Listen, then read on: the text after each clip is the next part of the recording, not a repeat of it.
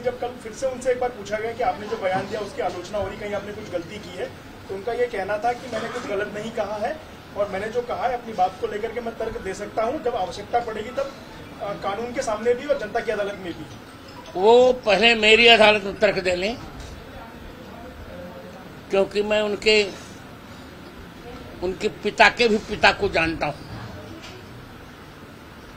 करुणानिधि की परंपरा में है ना वो। पहले वो मेरी अदालत में तर्क देकर सिद्ध करें कि सनातन धर्म में कहां विभाजन की बात कही गई। सनातन धर्म ही एक ऐसा धर्म है जहां कहा गया एम लघु परश्चेति गणना लघु चेतसाम एम निजो परश्चेति गणना लघु चेतसाम उदार चरितानाम तुम वसुधैव कुटुंबकम। मैं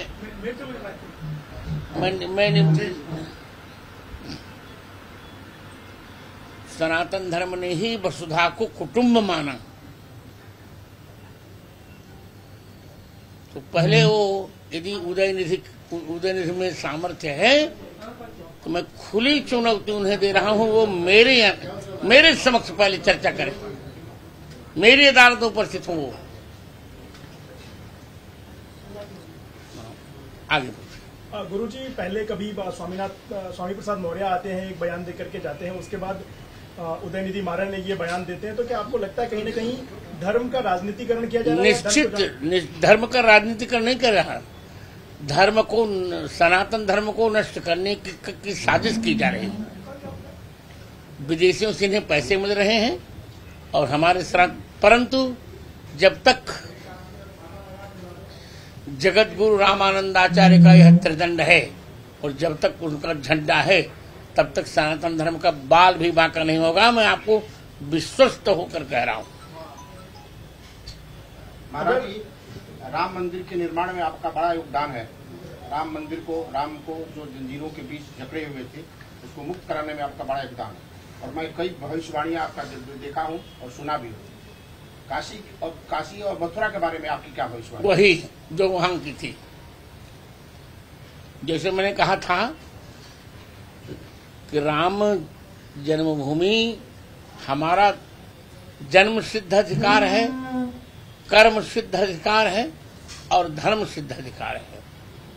इसलिए यही महाराष्ट्र में लोकमान्य तिलक जी ने कहा था कि स्वतंत्रता हमारा जन्म सिद्ध अधिकार है। तो मैं कहने जा रहा हूं, राम जन्मभूमि हमारा जन्म सिद्ध अधिकार है, कर्म सिद्ध, धर्म सिद्ध। उसी प्रकार काशी विश्वनाथ का ज्ञानवापी और कृष्ण जन्मभूमि, ये हम हिंदुओं का धर्म सिद्ध अधिकार है, कर्म सिद्ध अधिकार है और जन्म सिद्ध अधिकार है।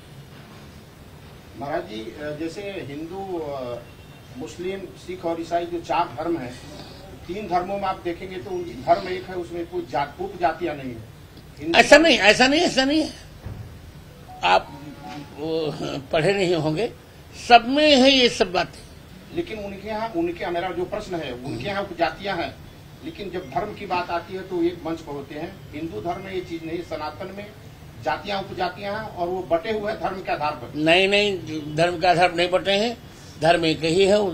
पहले मैं आपको बताऊं, पहले हमारे यहाँ जातिवाद था ही नहीं। इनके यहाँ सिया सुन्नी और सब जातियां हैं। हमारे यहाँ तो वर्ण थे और सभी वर्ण समान थे। मैं एक उदाहरण देकर अपनी बात स्पष्ट करूं तो आपको समझ में आ जाएगा। शुक्ल यजुर्वेद के 31वें अध्याय के 11वें मंत्र में एक वेद ने कल्पना की, सनातन धर्म एक शरीर है, भगवान का एक शरीर है। उसमें ब्राह्मण वर्ण भगवान के मुख से प्रकट हुआ, क्षत्रिय वर्ण भगवान की बाहु से, वैश्य वर्ण भगवान के जंघे से और शूद्र वर्ण भगवान के चरण से। ये वहां व्यवस्था की गई। मैं पूछना चाहूंगा और आपसे विचार करने के लिए भी कहूंगा कि शरीर का कौन सा अंग पवित्र हो सकता है, कौन सा अपवित्र। यदि कोई कहे कि मुख पवित्र होता है तो मैं प्रश्न करूंगा कि जब हम प्रणाम करते हैं किसी को भी तो क्या छूकर प्रणाम करते हैं? चरण छूकर। मुख छूते, चरण छूते? बताइए, आप बताइए ना। आप चरण तो जब चरण छूकर प्रणाम करते हैं तो उस चरण से उत्पन्न हुआ शूद्र अपवित्र क्यों हो गया? और दूसरा प्रश्न है मेरा, गुरुजनों का सम्मान करते क्या धोते हैं? मुख धोते हैं क्या? पांव धोते हैं।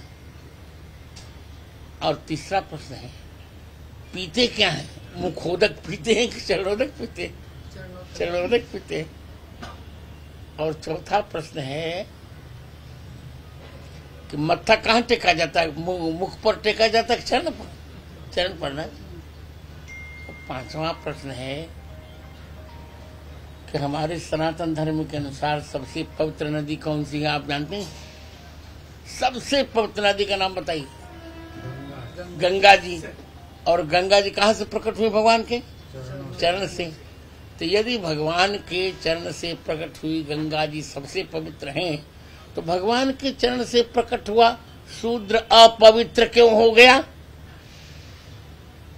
इसका उत्तर किसी के पास नहीं है। और महाराष्ट्र में बहुत ये सब बातें थी पहले, अब थोड़ी कम हुई है, बहुत थी।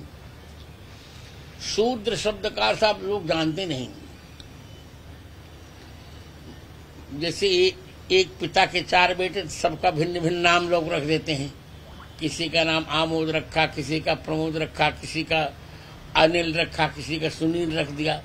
उसी प्रकार भगवान ने चारों बेटों के 4 नाम रखे, ब्राह्मण, क्षत्रिय, वैश्य, शूद्र। शूद्र का अर्थ सुचाद्राति, शोभनम द्रवत भगवान यस्मिन, जिस पर भगवान अतिशीघ्र द्रवित हो जाते हैं, पिघल जाते हैं, उसे शूद्र कहते हैं। इसीलिए भगवान राम ने शबरी को मां बनाया। और मां ही नहीं बनाया, यहाँ तो महिलाएं भी बैठी हैं हमारे यहाँ। आप जानती हैं भगवान राम ने शबरी के चखे बेर भगवान ने खाए कि नहीं खाए? और यह बात मैं नहीं कह रहा हूं। सबसे पहले वाल्मीकि रामायण की टीका जो 1000 वर्ष पहले लिखी गई, वाल्मीकि रामायण की टीका में बालकांड के प्रथम सर्ग के 57वें श्लोक की टीका करते समय गोविंदराज सूरी ने कहा कि भगवत शबर्या आस्वाद्य भगवता फलानि दत्तानि इति प्रसिद्धि ही। तो यदि शबरी के बेर भगवान पा सकते हैं, वे झूठे बेर, प्रत्येक बेर को चाक कर देती थी शबरी जी भिल्ली होकर। भगवान राम विदुर के यहाँ भोजन कर भगवान कृष्ण विदुर के यहाँ भोजन कर सकते हैं, तो हमारे यहाँ वर्ण था, पर वर्ण जातिवाद नहीं था। ये तो नेताओं ने प्रारंभ किया। आप लोग तो इतिहास पढ़ते होंगे। इस शेड्यूल ट्राइब से किसने किया? हमने किया क्या? वेद में तो कहीं नहीं। वेद के किसी भी मंत्र में कोई अछूत अनुसूचित जाति बता दे, शोषित दलित, कोई किसी मंत्र में कोई बता दे, मैं त्रिदंड फेंकने को तैयार हूं यदि बता दे कोई। तो वेद में कुछ नहीं था। ये तो वोट के भेड़ियों ने ये सब बना डाला। और विशेषकर अब स्वर्गीय कहूं कि नरकीय कहूं, मैं कुछ नहीं कहूंगा, पूर्व प्रधानमंत्री विश्वनाथ प्रताप सिंह ने जो मंडल कमंडल चलाया, उसी में और अनर्थ हो गया। हम लोग, हमारे यहाँ जो हल चलाते थे, उनका नाम तक भी हम लोग नहीं लेते थे। एक बार भूल से मेरे मुख से उनका नाम निकलेगा तो मेरे दादा ने कहा, कान पकड़िए, इनको काका नहीं कह सकते, आप उनका नाम ले रहे हैं। और आपको बताते हुए हर्ष हो रहा है कि जब मैंने रामायण कंठस्थ की, पूरी रामायण मेरी और अपने जीवन की 7 वर्ष की अवस्था मैंने कंठस्थ की थी। उसमें प्रथम श्री राम कथा मैंने अपने हल चलाने वाले जो हरिजन थे, मेरे यहाँ हल चलाते थे, वो हल चलाने के बाद भोजन करते थे और मुझसे रामायण 6 महीने मैंने पहले उन्हीं को मैंने रामायण जी सुनाई थी। तो पहले हमारे यहाँ कुछ था ही नहीं। विदुर को भगवान कृष्ण काका कहते हैं, शबरी को भगवान राम माँ कहते हैं। सनातन धर्म में कुछ नहीं था पहले। और फिर मैं कह रहा हूं, और बहुत खुद कर कह रहा हूं, जात की बात की जाती है। हम तो जातिवाद मानते नहीं थे, न मानते हैं। सरकार मानती, यदि सरकार में दम हो तो जात के आधार पर आरक्षण बंद करे, आर्थिक आरक्षण हो, जिसके यहाँ को उसके यहाँ रोटी खाने को मैं तैयार। मैं जगत गुरु हूं और वही अधिकार मेरा है जो संघ जगत गुरु शंकराचार्य का होता है। बंद किया जाए जाति के आधार पर आरक्षण, आर्थिक आधार पर आरक्षण हो। ये क्या बात है कि जात के जो कोटपति है और हरिजन है तो उसको आरक्षण दिया जाए, और ब्राह्मण कुल में है और एक रोटी के लिए तरस रहा है, जूता सी रहा है, उसको कोई सुविधा न मिले। आरक्षण होना चाहिए, मैं खुलकर कह रहा हूं। ये क्या बात है? कोई मर कर % लाए तो चूंकि ब्राह्मण कुल में क्षत्रिय कुल में उत्पन्न हुआ तो वो बेचारा जूता सिए, और जिनको एक अक्षर नहीं आता 4% ले आए उनको डॉक्टर बना दिया जाए।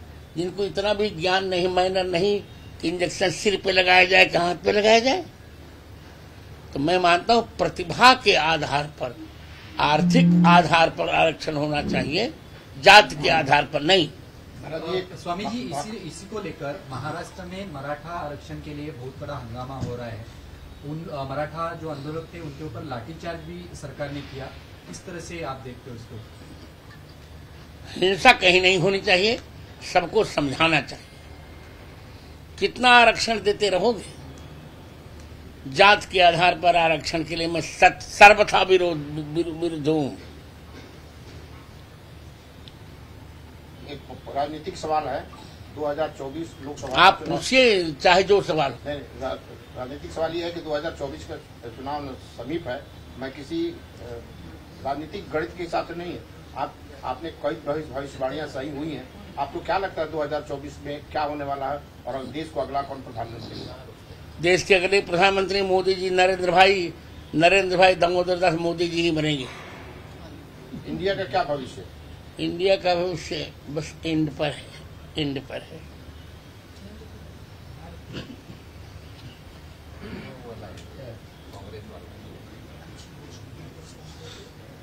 निसंकोच पूछे, मैं उत्तर देने को तैयार हुआ था। आप गुरुजी, जो ये विपक्ष का जो अलायंस बना है, इसमें तमाम मतभेद हैं, इनके आपस राजनीतिक मतभेद भी हैं, बिल्कुल। उसका बाद भी वो एकजुट है, कैसे देखते हैं आप? कोई एकजुट नहीं है। इनका व्यक्तित्व संतरे के समान है। संतरा ऊपर से एक दिखता है, उसमें देखो फांकियां रहती हैं। इंडिया में उद्धव ठाकरे शामिल हो गए हैं, किस तरह से आप देखते हो? ठीक है, देखिए उनके पिता का समय कुछ दूसरा था, इनका समय कुछ दूसरा हो गया। वह शिवसेना अब नहीं रही जो हम लोग चाहते थे। अब कुछ कहलवाई मत, ठीक है, जो भगवान कर रहे हैं। नहीं तो एक समय था, क्या नाम उनका, बाला साहब ठाकरे का एक समय था, तो व्यक्ति सिंहासन पर बैठता था तो लगता था कहाँ कोई सिंह बैठा है। और उनके जीवन में नैतिकता थी। ठीक है, शामिल होते रहे, कुछ भी नहीं होगा। मोदी जी को मैं फिर कह रहा हूं कि पहले से अधिक मोदी जी की सीटें आएंगी। आपने अभी आरक्षण का विरोध किया, लेकिन देश में जातीय जनगणना शुरू हुई, बिहार में उसने शुरू किया, दूसरे प्रदेशों में भी मांग चल रही थी। गलत बात है ये। सरकार करे तो हम क्या, मैं कहता रहा हूँ कि जात के आधार पर आरक्षण कभी नहीं होना चाहिए। गुरुजी, उत्तर प्रदेश के मंत्री हैं सतीश शर्मा, वो शिवलिंग पर पूजा कर रहे थे और शिवलिंग के ठीक लिंग के बगल में ही हाथ धो रहे हैं उसी में, उसको लेकर काफी ज्यादा विवाद हुआ है। क्या क्या एक बाराबंकी जिले में एक मंदिर में पूजा चल रही थी, उत्तर प्रदेश सरकार के मंत्री हैं, पूजा करने के बाद उन्होंने अपने हाथ शिवलिंग के ठीक बगल में जो स्थान है वहाँ पे अपने हाथ धोए, जिसको लोग तिरस्कारपूर्ण मान रहे हैं शिवलिंग के प्रति। नहीं, वो न जानकर किया होगा, अज्ञानम तस्य शरणम। गुरुजी, आप कह रहे हैं कि आरक्षण बंद होना चाहिए, लेकिन नहीं, आरक्षण नहीं बंद होना चाहिए। जात के आधार पर जो आरक्षण हो रहा है वो बंद होना चाहिए। लेकिन पूरी राजनीति ही कहीं न कहीं जाति के आधार पर चल रही है। ये तो दुर्भाग्य है, बहुत बड़ा दुर्भाग्य है। देखिए, मैं स्वयं पद्म विभूषण हूँ, शायद आपको पता होगा। पद्म विभूषण होने का अर्थ है कि मैं एक राष्ट्र का उत्तरदायी व्यक्ति मैं स्वयं हूँ। मैं एमएलए नहीं हूँ, मैं एमपी नहीं, कोई मिनिस्टर नहीं। ये लोग तो एमपी होते हैं 5 वर्ष के लिए, और मैं तो जन्म से एमपी हूँ, मेंबर ऑफ परमेश्वर। मैं जो कहूंगा भारत के भविष्य को देखकर ही कहूंगा।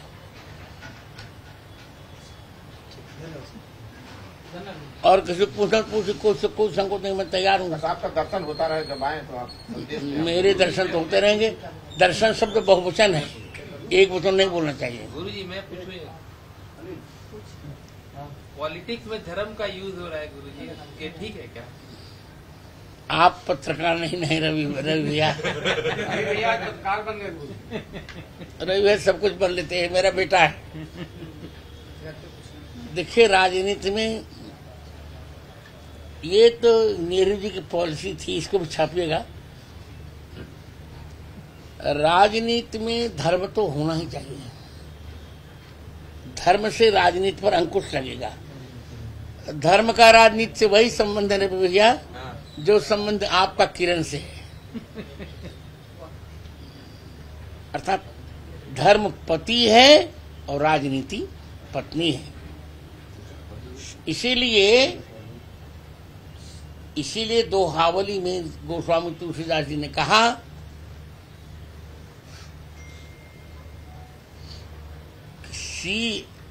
राम धर्म नय सीय बल। रामचंद्र जी धर्म है, सीता जी राजनीति। आशा आप सब लोग समझ गए। और शांतनु जी और किसी कुछ सवाल है महाराज जी, पूर्व प्रधानमंत्री राजीव गांधी आपके बहुत अच्छे रिश्ते आपके उनके साथ। हम मेरे ना, हाँ मेरे रिश्ते थे, अच्छे प्रधानमंत्री थे, बेचारे अच्छे प्रधानमंत्री थे। त्रुटियां मुझसे हुई, अदूरदर्शिता के कारण हुई। सीधे हृदय के सीधे बहुत थे राजीव गांधी, जो सत्य में सत्य कहूंगा। अंतिम सवाल, पुत्र के विषय में क्या विचार हैं आपके राहुल गांधी? ठीक है यार, महाराज एक अंतिम सवाल, अमृत महोत्सव है जनवरी में, उसकी क्या तैयारियां चल रही है? ये तो मेरे उत्तराधिकारी मुझे बता रहे हैं। रामचंद्र दास, रामचंद्र दास,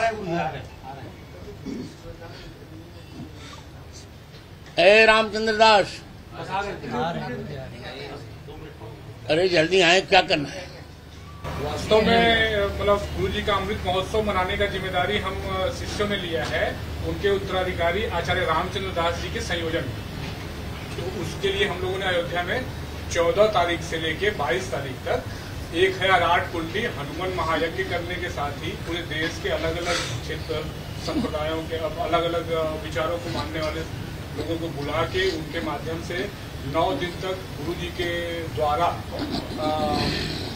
समाज के विशिष्ट लोगों के लिए जो उनका ऐतिहासिक महत्व है भारतीय परंपरा में, जैसे अधिवक्ता हो गए, अंकेक्षक हो गए। रामचंद्र दास, प्रश्न पत्रकारों का आपसे है जी कि गुरु जी के अमृत महोत्सव की तैयारी कैसी चल रही है? बहुत बहुत गुरु जी, आप संक्षिप्त क्या बताया पता है, आप बच्चे करें, बच्चे बताएं, हम करें। देश और दुनिया से लोग जुड़ रहे हैं, इसमें 75वां गुरु जी का अमृत महोत्सव, 75वां जन्मोत्सव पत्रकारों के साथ गुरुदेव का संवाद हुआ, और उसके साथ ही देश के प्रधानमंत्री जी भी एक दिन उपस्थित होंगे, नरेंद्र मोदी जी भी। 14 जनवरी को मेरा उसी से मेरा अभिषेक होगा, मूर्धाभिषेक होगा, और 1008 कुंडीय हनुमान महायज्ञ हम कर रहे हैं। पत्रकार बंधु इसको अवश्य करिएगा। ये त्रेता के बाद, त्रेता में विश्वामित्र का यज्ञ निष्काम यज्ञ हुआ था, देश के लिए हुआ था। इसके बाद कोई यज्ञ निष्काम नहीं हुआ। प्रथम यज्ञ मैंने 5 साल किया राजस्थान में, सालासर बालाजी के चरणों में निष्काम यज्ञ था। वह 1008 कुंडी हनुमान महायज्ञ था, और यह 1008 कुंडी हनुमान महायज्ञ होगा। इसमें हमारा एक ही उद्देश्य है कि पाकिस्तान द्वारा हथियाया हुआ कश्मीर हमें मिल जाए। हम एक ही, हमें स्वर्ग नहीं चाहिए इस यज्ञ से। सभी कहते हैं स्वर्ग कामो ज्योतिष्टोमम जुहियात, आयुष काम आयुष्टोमम जुहियात। स्वर्ग की कामना करने वाला ज्योतिष्टोम का यज्ञ करे। अब हम करें अखंड भारत कामः, अखंड भारत कामो हनुमान महायज्ञम कुर्यात। भारत की अखंडता की कामना करने वाला व्यक्ति हनुमान महायज्ञ करे। मेरा कोई अपना स्वार्थ नहीं, केवल हम अब गोमुख से गंगा सागर तक, कश्मीर से कन्याकुमारी तक हम अखंड देखना चाहते हैं भारत को। यही मेरा अपना उद्देश्य है, यही मेरे परिकरों का उद्देश्य है, यही मेरे उत्तराधिकारी का उद्देश्य है।